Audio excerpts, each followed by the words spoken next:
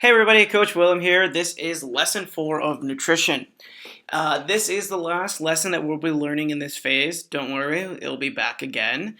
But what we're going to talk about today is just meal prepping and tricks that I've learned that have helped me with my success in nutrition. So let's look at meal prepping. This slide and this whole series here is kind of building up of what we've learned the last few weeks. So now we're taking into context the nutrition, which was fats, proteins, and carbohydrates, and the other things that went with it. Now we're putting it in together into this lesson, which is meal prepping. So now we're designing what we've done with what we've learned. So what is it? Meal prepping is a way that you can kind of prepare your meals for the next few days.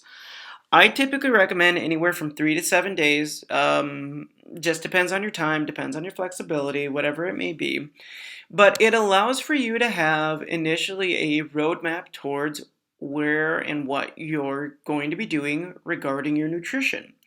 Oftentimes, I feel that we have plenty of control in our lives on a lot of things, we just don't realize it. And I feel that we have some of the greatest control in what we're putting in our mouth. Nobody's forcing us to put foods that aren't going to benefit our goals in our mouth. We're the ones making those choices.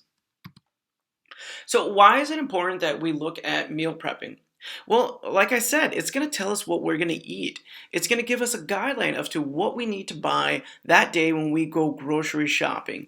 And it's just allowing us to prevent what we shouldn't be doing, which is eating out every day. Now, it's not bad to say that we eat out because I've done it like twice this week already. Totally fine, but it's not something that I recommend doing every day.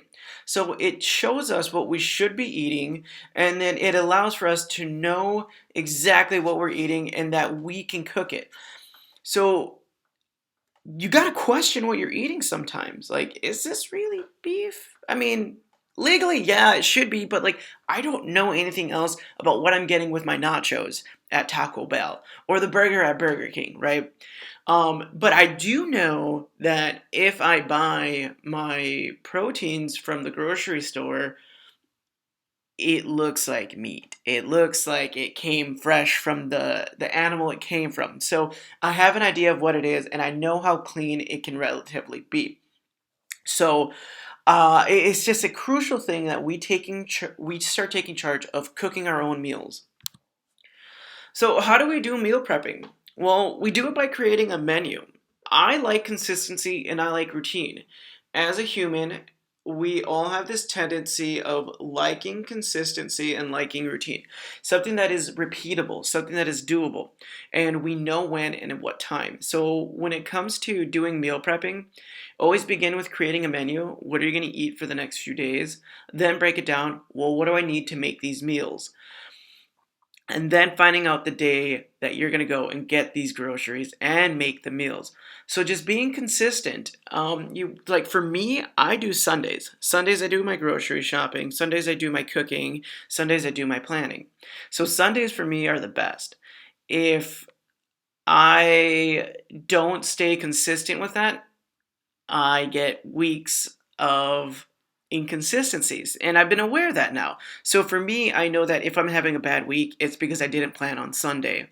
And that means that I need a plan for failures. And so do you. We get this really good idea and it's awesome and it works well, but then we get stuck if we don't follow through with those actions. Like if I don't do my Sunday cooking, then what happens is I end up getting stuck and I fall back into routine. So I typically have a few healthier meals that aren't as perishable that I have in my cupboards that I know if I'm having a bad week, I can have those things to go to and it's not me consistently eating out. So always make sure to plan for failure. Now, do you have to plan this big extravagant thing? No. Just know that if you have a bad day or a bad week, you have something that you can fall back on. All right. So now let's get into some fun things that I've learned throughout the years that I think is important and has served me well. And I think we've talked about this, and I know these things. Some of you may have heard me talk about these things, and other people are like, William, this is crazy. This is new. And other people are like, oh my God, is this guy done yet? So let's talk about some tips and tricks. All right. So if you're struggling with overeating, here are a few different ways that you can uh, overcome that. So my big tip here is to actually avoid the clean plate club. So out of these things that you can do, the clean plate club is by far just the epitome of poor health, because if you're eating foods that aren't necessarily gonna benefit you towards feeling better or moving better or towards your health, then you should be avoiding the clean plate club.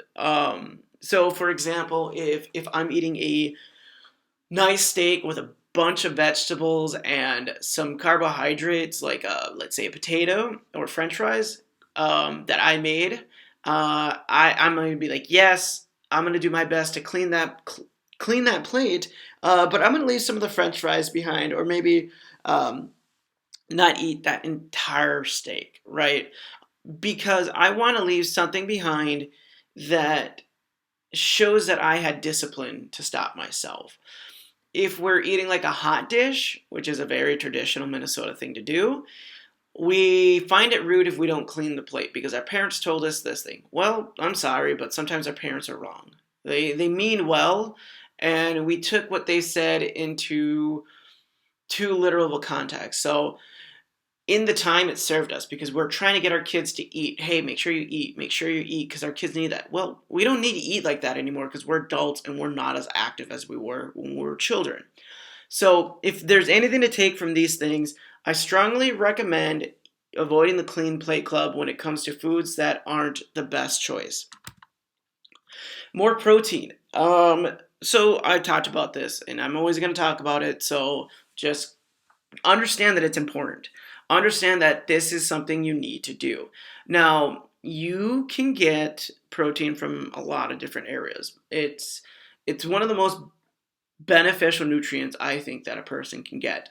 So again, finding protein powders, bars, easy sources like beef jerky. And I said hello tuna because like tuna is 18 grams of protein, and they have so many different packets now, or I'm sorry, flavors that are like, I don't know, man, they slap. They're good. They're good. So don't be afraid of tuna. Go and explore new things. Eating less sweets. This is actually, wow, this has gotten a lot better for me. And I think what I've done here, aside from the things listed here, is just being aware that I'm eating a lot of sugar. So why my thing was, if I'm gonna spend like 250 to three something on candy, and it's a large bag, because I don't I don't see a purpose in doing something smaller when it's just like a few cents more. I was like, damn, not only am I spending like $3 to $4 on candy, but it's not benefiting me. It's only making me worse, right? Like in the moment, I feel good because it's like something I enjoy. But when it comes to my goals and what I want to do, it's not serving me. And I realized this. So then I was like, well, how do I crave my sweet tooth without getting rid of the sweet and with giving it something that's going to be better for me? Hello, protein bars. Protein bars have been my life now. And for me, that's what works. This is what works for me. This isn't going to work with everybody. That's why I give different examples on here. But I found that switching my sweet craving to protein bars fixed it for me, because I get the sweetness, I get the fullness from the protein, I get the fiber, I get the carbohydrates that are in there. So it's nutrient dense food is what I'm eating there. Obviously, there's better choices in getting protein, obviously your meats and shit like that. But honestly, this is what works for me. And if it's working and it's not harming me and it's getting me closer to my goals, then I don't find harm in it until there is harm to be found. Now, lastly, let's put this all together. Water. God damn it, William, can you stop talking about water? No, until you're drinking enough, and nobody drinks enough. And like, here's the thing: is like we're sitting on a gold mine, like a gold mine of hydration, of water. There's no flavor. I get that. Flavor it whatever way you want. Throw food in it. Throw the meal. I honestly don't care for any of those things. I like cold water. And what I enjoy with water is that it makes me feel fuller for longer. My body moves better when it's hydrated. But here's a kicker is I can drink water all fucking day and not have to worry about limiting myself. Obviously, there's water in toxicity that we have to avoid, but I doubt that any of us could get there. But more so, it's I still drink pop, I still drink tea, I still drink Gatorade and things like that that are fun and shit like that. But honestly, they come at an expense, a caloric expense, meaning there's a shit ton of sugar that holds simple carbohydrates that don't get me the things I want. Meaning, I'm going to have an increase in sugar and insulin when I don't need it or I shouldn't have it. Now, it's not to say that we need to take we need to get rid of these things. It's just that if you increase your water intake, it makes it easier and more enjoyable to have those sweeter things. So just really take away that water is gold and it's free and there's no repercussions to it.